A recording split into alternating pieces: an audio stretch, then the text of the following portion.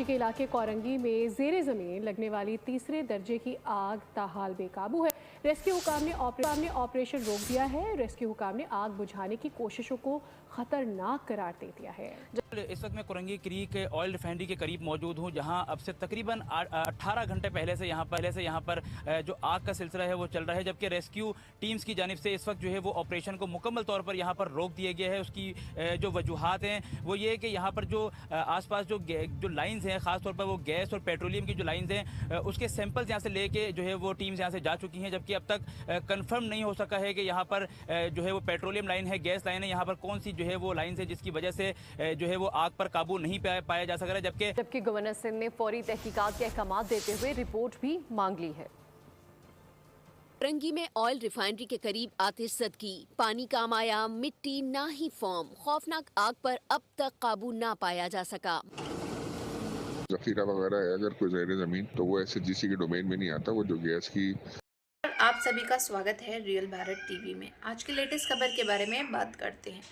जैसा कि आप सभी ने इंट्रो में देखा कि किस तरह से कराची के औरंगी ज़िले से खबर आ रही है कि वहां भीषण तरीके से आग लग चुकी है।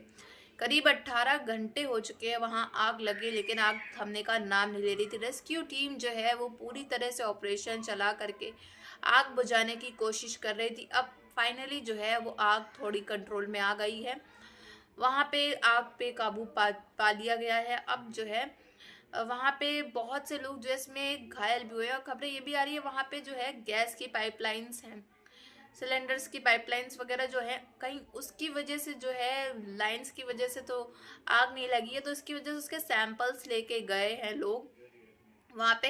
अब बहुत जल्दी पता चल जाएगा कि ये जो आग लगी है ये किस वजह से लगी है। क्या ये पाइपलाइंस, गैस पाइपलाइंस की वजह से तो आग नहीं लगी है? तो चलिए देर ना करते इस पूरी वीडियो को देखते हैं, फिर मिलते हैं वीडियो के एंड में। कराची के इलाके कोरंगी क्रीक में लगने वाली आग ताहाल बेकाबू, 21 घंटों से जारी शोले ठंडे करने की कोशिशें कामयाब न हो सकी। गुज़िश्ता शब निजी हाउसिंग सोसाइटी में बोरिंग के लिए खुदाई के दौरान आग भड़क उठी थी। मजीद जानते हैं अपने नुमाइंदे सलमान लोधी से। सलमान बताएगा। कोरंगी क्रीक में गुज़िश्ता रात जो आग लगी थी उस पर ताहाल काबू नहीं पाया जा सका। जिले इंतजामी की जानिब से यहाँ का दौरा किया गया। सुई सदर्न गैस कंपनी के अफसरान यहाँ पे और दीगर अफसरान भी आए। जिले इंतजाम मैं भगवान से प्रार्थना करता हूँ कि एक दिन ऐसा हो जहाँ पे doctor Mahrang Baloch is the chief guest at our Republic Day. As head of state of Balochistan. As head of state, we wish to welcome Dr. Maharang Baloch as chief guest on the Indian Republic Day. तब हम सोचेंगे कि हाँ, now everything has completed a full circle. That will be justice. जी hello दोस्तों, मैं हूं कमर चीमा। उम्मीद है आप लोग ठीक होंगे। दोस्तों 2 दिन पहले की बात है या 4 दिन पहले की बात होगी कि भारत के अंदर मेजर गौरव आर्या ने एक बात की कि हम महारंग बलोच को भारत के रिपब्लिक डे पे चीफ गेस्ट बुलाना चाहते हैं। एक्सप्लोरेशन और प्रोडक्शन कंपनीज होती है वो इस बारे में कुछ बता सकती है, जैसे PPL है, OGDCL है, और दूसरे चोरी वगैरह का तो कोई सिलसिला है नहीं, क्योंकि लाइन ही नहीं थी हमारी, तो चोरी किया जाएगा वहाँ पे। CO Korangi cantonment creek Faisal Wattoo ने इंकशाफ किया कि आग निजी हाउसिंग की बोरिंग के दौरान भड़की। इस तरह के फिनोमेना पहले लेकर टेस्ट के लिए भेज दिए गए हैं। बहुत ज़्यादा उन लोगों में से हैं भारत के अंदर जो वाकई पाकिस्तान को डीप इनसाइड समझते हैं। उनको अंडरस्टैंडिंग है कि फ़ौज की क्या पोजीशन है, सियासतदान कहाँ खड़े हुए हैं, सिविल सोसाइटी की क्या पोजीशन है, मीडिया की क्या पोजीशन है, पाकिस्तान के जो फॉरेन पॉलिसी है ख़ित्ते में वो कहाँ पे है, इंटरनेशनली पाकिस्तान कहाँ खड़ा है। मेजर गौरव आर्या ने काफ़ी टाइम पाकिस्तान के ऊपर लगाया है, जिसकी वजह से उनको इन डेप्थ एनालिसिस आ रही है, उसी रूट पे जा रही है, वहीं से जा रही है। ज़ाहिर बात है उसकी सिक्योरिटी बढ़ा दी गई होगी, so on and so fourth. और साथ ही आज बलूचिस्तान के अंदर जो मेंगल साहब है, अख्तर मेंगल साहब अपोजिशन रहनुमा है, साबिक वज़ीर आला भी रह चुके हैं, वो भी प्रोटेस्ट निकाल रहे हैं।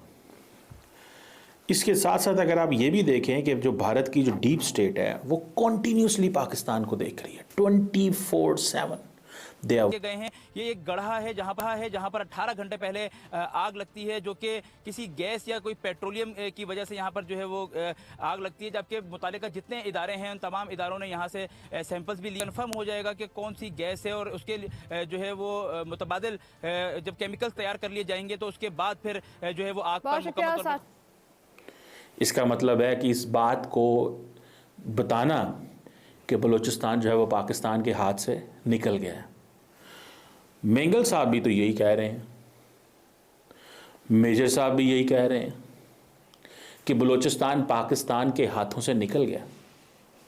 आज जो बुगटी ट्राइब है, बुगटी ट्राइब, उसके सरदार ने, उनका जो स्टेटमेंट आया वो यही कहा। आपको क्या लगता है वो सीरियस बात कर रहे हैं? उनको एग्जैक्टली पता है ये नहीं होने वाला, ये मुमकिन नहीं है, लेकिन वो जो नैरेटिव मेकिंग है उसमें वो जो एक बड़ा किरदार वो अदा कर रहे हैं, नैरेटिव, वो नैरेटिव बना रहे हैं। और उसको जारी बात है बहुत सारी जो स्टेट के इंस्टीट्यूशन है पाकिस्तान के, वो भी पिक करेंगे कि देखें जी भारत का ये मेजर साहब ये बात कर रहे हैं, महारंग बलोच को वो रिपब्लिक डे के ऊपर बुलाना चाहते हैं क्योंकि बहुत सीजनड सहाफ़ी हैं, बड़े पाकिस्तान के बड़े मीडिया हाउस से उनका ताल्लुक़ है। तो मुझे कुछ बातें बता रहे थे बलूचिस्तान के हवाले से कि जो वहाँ पे जो सिविल ब्यूरोक्रेसी है वो एक और तरह की बात करती है, जो मिलिट्री ब्यूरोक्रेसी है वो और तरह की बात करती है। और अगर ये देखा जाए कि जो सिविल ब्यूरोक्रेसी बात कर रही है वो थोड़ी सख्त बात करती है, इस सेंस में कि हमें शायद अंदाज़ा नहीं है चीज़ें किस तरह इस खित्ते के अंदर शेप हो रही हैं या चीज़ें बलूचिस्तान के अंदर किस तरह जो हैं वो शेप हो रही हैं। और इंडियन डीप स्टेट इन चीज़ों को देख रही है और वो इन नैरेटिव्स में मज़ीद फिर इन्वेस्टमेंट करती है। मेंगल साहब के नैरेटिव को प्रमोट करते हैं, बिकॉज मेंगल साहब का जो नैरेटिव है, देखें इंडियन डीप स्टेट का जो ताल्लुक़ है, ना वो पाकिस्तान की हुकूमत से कोई उनको हमदर्दी होगी, ना महारंग बलोच से हमदर्दी होगी, ना उनको किसी और से हमदर्दी होगी। उनको हमदर्दी है अपना इंटरेस्ट, और उनका इंटरेस्ट क्या है कि किसी तरह मज़ीद दरारें पड़ें। चाइना का ज़ोर लगवा दिया है बलूचिस्तान में, लेकिन इस बात में मैं आज दाद देता हूँ चाइनीज़ को। चाइनीज़ बोलते शोलते कोई नहीं है। चाइनीज़ भारत से कुछ नहीं कहते कि आप हमारा इंडिया में कुछ ज़ोर लगवा रहे हैं या हमारे लोगों को जो टारगेट किया जा रहा है आप कुछ तंजीमों को सपोर्ट करते हैं। वो पाकिस्तान को कहते हैं, वो कहते हैं हमारा इंडिया से कोई लेना देना नहीं है। हम इंडिया के साथ जब डायरेक्टली देखेंगे तो देखेंगे वो हमारे साथ क्या करते हैं, हम डायरेक्टली उनके सो मैनेज कर लेंगे। बड़ियों को जेलों में डाला जाता है, पीका कानून लेके आया जाता है। सो डिफरेंट जगहों पे डिफरेंट चीज़ें की जाती हैं। अब जारी बात है एस्टैब्लिशमेंट अगर इन सहाफ़ियों को मैनेज नहीं करती, हुकूमत मैनेज नहीं करती, अदारे मैनेज नहीं करती, तो ये मज़ीद एक माहौल पैदा कहते हैं वो करेंगे। सो कई लोग जो हैं वो खुल खिला के तनकीद करते हैं, कई लोग दबे पाँव तनकीद करते हैं, कई लोग तामीरी तनकीद करते हैं, जो है वो अच्छी तनकीद करते हैं। सो द क्वेश्चन रिमेंस कि ये जो नैरेटिव है ये पाकिस्तान के कंट्रोल। मैं आपको आज छोटी सी बात बताता हूँ। पाकिस्तान के वज़ीर आज़म जब जाते हैं बलूचिस्तान तो आपको पता है कितनी देर के लिए जाते हैं? 6 घंटे के लिए, 8 घंटे के लिए, 4 घंटे के लिए। पाकिस्तान के वज़ीर आज़म एक रात भी रहना बलूचिस्तान में पसंद नहीं करते, एक रात। And forget other thing, forget the Pakistani Prime Minister is going in Lasbela, he's going in। जैसा कि आप सभी ने देखा कि किस तरह से खबरें आ रही हैं कराची के इलाके से कि वहाँ पे बहुत तरह से भीषण आग लग चुकी है। अब जो आग लगी है खबरें आ रही हैं उसकी कि वो गैस पाइपलाइन वहाँ पे बिछी हुई थी, उस वजह से तो आग नहीं लगी है। तो उसके सैंपल लेके जा चुके हैं और अब बहुत जल्द इसका रिजल्ट आ जाएगा कि क्या ये गैस पाइपलाइन की वजह से तो आग नहीं लग गई है वहाँ पे कराची के ज़िले कोराम में। अब इसकी वजह से काफ़ी ज़्यादा नुकसान भी हुआ है और ये 18 घंटे तक तो ये भीषण आग पर काबू नहीं कर पाई थी रेस्क्यू टीम, लेकिन अब 18 घंटे फाइनली हो चुके हैं, उसके बाद से इस पर काबू पाया जा सका है। तो ये बहुत ही भयंकर आग थी, जैसा कि आप सभी ने इंट्रो में क्लिप्स भी देखी होंगी। और वहीं हमारा जो दूसरा टॉपिक है उसमें महरंग बलोच के बारे में बात हो रही है। महरंग बलोच को क्या रिहाई मिलेगी कि नहीं मिलेगी, भारत इसका सपोर्ट करेगा कि नहीं करेगा। अब खबरें आ रही हैं कि महरंग बलोच को as a chief guest republic day में बुलाया जाएगा। ये जो है भारत का कहना है, अब भारत ही बुलाएगा रिपब्लिक डे में। तो ये क्या खबर सच है क्या झूठ है, ये इस चीज़ के बारे में अभी पूरी कंफर्म इंफॉर्मेशन नहीं आई है, लेकिन सुनने में खुफिया हवाले से यही खबर आ रही है कि महरंग बलोच को रिपब्लिक डे में एज अ चीफ गेस्ट बुलाया जाएगा। बट सवाल ये उठता है कि महरंग बलोच की इस समय भारत क्या मदद करेगा कि नहीं करेगा, बलोचिस्तान के लिए मदद करेगा कि नहीं करेगा, पाकिस्तानी आर्मी से छुटकारा दिलाएगा या फिर नहीं दिलाएगा। इस चीज़ के बारे में आप भी ज़रूर बताइएगा कमेंट बॉक्स में। और वहीं आपका क्या राय है मेहरंग बलोच को लेकर के, शमी बलोच को लेकर के कि क्या इन लोग को अब जो परेशान किया जा रहा है बलूचिस्तान के अंदर पाकिस्तान की आर्मी के द्वारा, ये कम होगा कि नहीं होगा। तो इस चीज़ के बारे में कमेंट बॉक्स में ज़रूर बताइएगा। और जो मेहरंग बलोच को अरेस्ट किया गया, उन पे जो इल्ज़ाम लगाए गए हैं, तो उन पे आपका क्या राय है वो भी ज़रूर बताइएगा।